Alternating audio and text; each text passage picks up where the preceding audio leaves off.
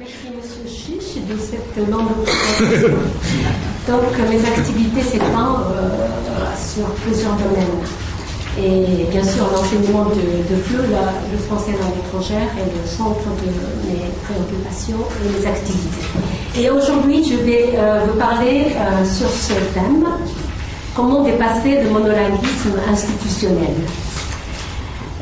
Contrairement à l'anglais qui ne possède qu'un seul terme, multilingualisme, la langue française a le terme plurilinguisme à côté de celui de plurilinguisme. Plurilinguisme à côté de celui de multilinguisme. Cependant, depuis la parution dans le cercle européen commun de référence d'une nouvelle définition du terme plurilinguisme, bien plurilingualisme, ça existe maintenant d'anglais, on parle moins de cette distinction, multilinguisme, plurilinguisme, qui existait déjà en français. Mais puisque les notions représentées originairement par ces deux termes ne sont importantes pour mon exposé, je vais m'attarder un petit peu sur leur définition. Selon le linguiste Claude Trichot, dans son ouvrage 1994, le premier terme, le plurilinguisme, renvoie à des situations de coexistence de langues, de pluralité de communautés linguistiques dans un espace donné, et le second, à la connaissance multiple de langues par un même individu. Bien que cette distinction ne soit pas toujours suivie des faits, nous voudrions souligner qu'il apparaît capital à ce stade historique et géopolitique du Japon et peut-être de l'Asie du Nord-Est de réaliser à la fois le plurilinguisme et le multilinguisme par le biais de l'enseignement des langues vivantes. Or, l'état actuel de l'enseignement des langues vivantes va de plus en plus dans le sens opposé. Regardez la 4e diapo. Je voudrais donc faire d'abord un petit état des lieux de cet enseignement. Le Japon est un pays où domine un habitus très monolingue. En dépit de la rapide évolution démographique de la société japonaise, la tendance monolingue reste inchangée et elle se reflète dans les politiques linguistiques éducatives. Ainsi, l'enseignement des langues vivantes est très pauvre quant au nombre et à la variété des langues offertes dans les établissements scolaires. Une seule langue étrangère est requise à partir du collège jusqu'à la fin du lycée, et cette seule langue est presque toujours l'anglais, à quelques exceptions près. À l'université, la situation s'est également détériorée depuis 1991, le moment de Taikoka, la libération du programme universitaire. Cet habitus monolingue du système éducatif japonais, où l'anglais est la seule langue étrangère, semble s'accentuer ces derniers temps dans les discours officiels. Ainsi, le programme d'enseignement actuel pour le collège, promulgué en 1998 et mis en pratique depuis 2002, a introduit deux nouveautés. À côté de la nouvelle clause stipulant que l'apprentissage d'une langue étrangère est obligatoire, une petite phrase révélatrice a été insérée. Disons qu'en principe, c'est l'anglais qui doit être enseigné au collège. Précédemment, et cependant plus de 50 ans, après la Deuxième Guerre mondiale, la langue anglaise n'avait jamais joui d'un statut aussi privilégié vis-à-vis des autres langues, du moins dans les programmes officiels. De plus, en 2002, le ministère de l'Éducation nationale a rendu public le cadre stratégique pour former les Japonais maîtrisant l'anglais, qui a été suivi l'année suivante par le plan d'action pour former les Japonais maîtrisant l'anglais. Dans ces deux textes, et surtout dans le deuxième, le ministère a précisé, en fixant des objectifs chiffrés, comment améliorer les curricula de l'enseignement de l'anglais afin de rendre le peuple japonais capable d'utiliser la langue anglaise. Enfin, l'événement le plus récent, qui est sujet à controverse dans le domaine de la politique linguistique éducative, est l'annonce fin mars 2008 du nouveau programme pour l'enseignement primaire. Dans ce texte, le ministère de l'Éducation nationale a introduit les Gaikokugo Katsudo, des activités de langues étrangères, au niveau de la 5e et de la 6e année de l'école élémentaire à raison de 35 heures par an, soit 1 heure par semaine. Et il stipule, tout comme le programme actuel pour le collège, en principe, l'anglais doit être introduit. Ainsi, tous les textes officiels concernant l'enseignement des langues vivantes vont dans le sens d'accentuer le monopole de l'anglais. Or, le monde va vers une complexité sans cesse croissante sur tous les plans. À l'intérieur du pays, le Japon a connu en 10 ans presque 50% d'augmentation du nombre de ses résidents étrangers. Cette évolution démographique signifie que, de fait, le pluralisme et le multilinguisme, multiculturalisme au Japon sont en train de se développer rapidement. À l'extérieur, nous vivons la période de post-guerre froide et de mondialisation.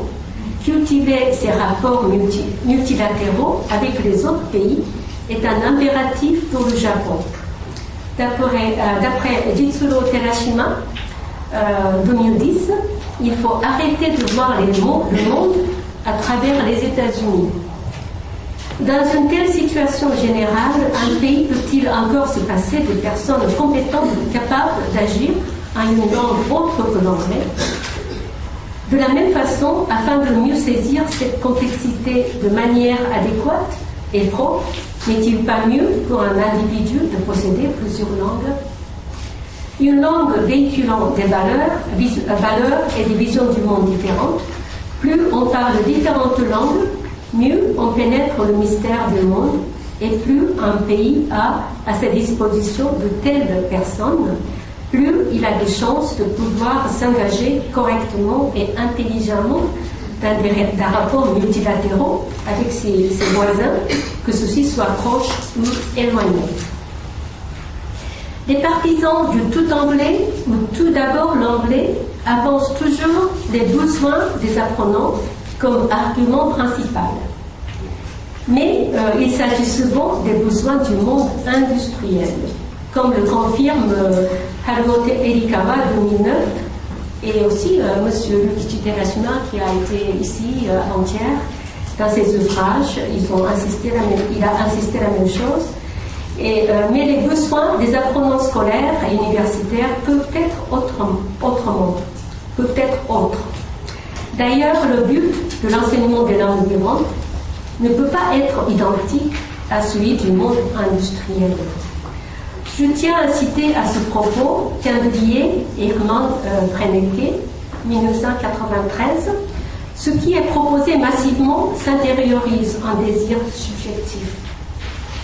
Il signale également qu'on ne ressent pas le besoin que de ce que l'on connaît.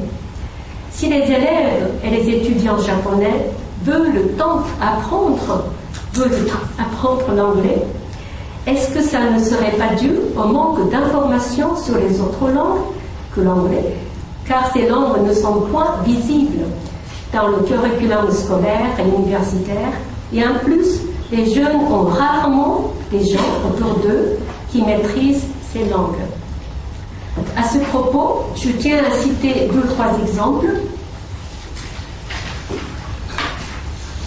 D'abord, le cas de notre campus Université Keio SLC. Regardez cette diapositive avec des chiffres assez éloquents, je l'explique. Notre campus a été créé en 1990, où les informations préalables sur les langues et cultures ont complètement changé les besoins des étudiants. Ce tableau montre un changement radical et drastique des choix des langues par nos étudiants après 2 mois de séances d'information Sogokosa sur les langues et cultures offertes dans nos programmes. Donc la première année, 86,6%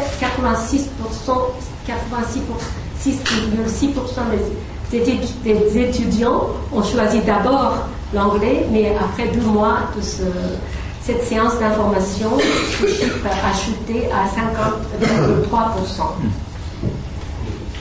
Et pour les autres langues, ça a augmenté par contre. Voici les chiffres de 3 ans plus tard, où le pourcentage pour l'anglais a chuté le plus après le Sobokoza. Donc le chiffre a chuté jusqu'à 21,4%. Là encore, les chiffres sont très éloquents. Comme le disaient Candelier et Hermann Brennecke, les étudiants ne ressentent pas le besoin ni l'envie de choisir une langue qu'ils ne connaissent pas. Faire choisir donc quelque chose sans donner des informations sur les objets à choisir, ce n'est pas un véritable choix, mais une coercition manipulée. Donc je m'intéresse beaucoup aux résultats des cours donnés à l'université Musashi après avoir suivi ces cours, comment est devenu l'itinéraire à linguistique de vos étudiants. Et prenons d'autres exemples. D'abord le cas du collège et du lycée Musashi à Tokyo. Dans cette école privée de garçons, l'enseignement d'une deuxième langue étrangère qui commence en 3e année du collège est devenu obligatoire en 2003. Et les élèves choisissent parmi l'allemand, le français, le chinois et le coréen. Mais selon Moto Yamazaki 2008, le directeur de l'école, même dans le temps où cet enseignement n'était pas obligatoire, 90% des élèves optaient pour cet apprentissage. Ensuite, le cas du lycée préfectoral Gaigo Tanki Daigaku, Zoku à Yokohama. Dans ce lycée, l'apprentissage d'une deuxième langue étrangère est obligatoire. Il est vrai que c'est un lycée public qui est plus ou moins spécialisé en apprentissage des langues étrangères, mais Noriko Suzuki 2008, enseignante dans ce lycée, nous montre le résultat intéressant des enquêtes menées auprès des jeunes collégiens qui souhaitaient entrer dans ce lycée. Ce résultat a montré que c'était l'apprentissage d'une deuxième langue étrangère qui a attiré ces jeunes. Noriko Suzuki précise, il y a chez les jeunes qui sont encore loin du concours d'entrée à l'université, au concours d'entrée à l'université, dans la plupart des cas, c'est l'anglais qui est requis. Et un véritable désir chez ces jeunes, un véritable désir d'apprendre l'anglais plus une autre langue, et une véritable curiosité vers les autres. Et dans ce contexte, il serait opportun de vous présenter un graphique qui montre une augmentation graduelle du nombre des lycées proposant des cours de deuxième langue vivante. Donc c'est la partie marron, sont les lycées privés, et la partie jaune, c'est les lycées publics. En tout cas, le nombre des lycées proposant des cours de deuxième langue augmente. De la même façon, dans ce graphique, sur la même période, nous constatons que le choix du chinois, la ligne bleue, augmente d'une façon radicale, à côté du coréen, l'orange, et du français. Le français, c'est la jaune, la rose. Avant de terminer mon exposé, je tiens à vous raconter une petite anecdote. Cet automne, j'ai eu la chance de pouvoir commencer des activités multilingues pour les élèves de 6e, 11-12 ans dans une école élémentaire publique de ville de Yokohama.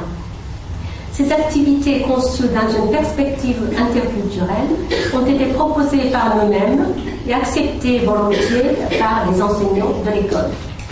Avant de les commencer, au printemps, nous avons mené une petite enquête auprès des élèves pour savoir leur représentation des langues et des pays étrangers. Il s'agissait d'une enquête sommaire et rudimentaire qui consistait à leur demander les pays qu'ils aimaient, qu'ils n'aimaient pas, les langues qu'ils désiraient apprendre, etc. Nous leur avons également demandé d'expliquer pourquoi de ce choix. Le but de cette enquête consistait à savoir si nos activités multilingues, au bout d'un semestre, pourraient avoir des effets sur leur représentation représentation. On ne s'attendait donc pas à grand-chose de cette enquête initiale. Donc, dans ces activités multilingues, on proposait le français, le chinois, le coréen et la langue des signes japonaise. Et donc, on n'avait pas encore dit aux élèves quelle langue il allait avoir le contact. Donc, j'ai demandé à ces enfants quels sont les pays que vous aimez et devinez leurs réponses. Vous pouvez deviner leurs réponses. Ah ouais, si vous avez regardé, j'aurais dû effacer cette partie. Bon, le pays donc c'était la Chine et la Corée du Nord. Et pour les pays que je n'aime pas, 80% des élèves vont citer la Chine et la Corée du Nord, tous les deux, bien l'un ou l'autre. Et les raisons avancées étaient les gyoza empoisonnés de la Chine, et la ravioli chinois empoisonné. Oui, exporté au Japon. On a importé de Chine, on a des morts à cause de ça. Et pour la Corée du Nord, vous pouvez deviner, c'est les otages. Non, c'est les otages la Corée du Nord. C'est quand même 80% des petits. On dit, bon, j'aime pas la Chine et la Corée du Nord. Pour les pays que j'aime, on ne s'attendait pas du tout à cette réponse. Beaucoup, ça veut dire 40% d'entre eux ont répondu le Japon, car c'est un pays propre, c'est un pays sûr, etc. Ils n'ont pas été dans ce pays. Nous avons été impressionnés par le fait que les réponses des élèves reflétaient fidèlement l'opinion publique dans les médias. Mais cette naissance d'ethnocentrisme et antipathie vis-à-vis des pays voisins ont de quoi nous inquiéter et nous poussent à réfléchir sur notre rôle en tant qu'enseignants des langues vivantes. Pour terminer, je voudrais avancer quelques propositions pour dépasser le monolinguisme,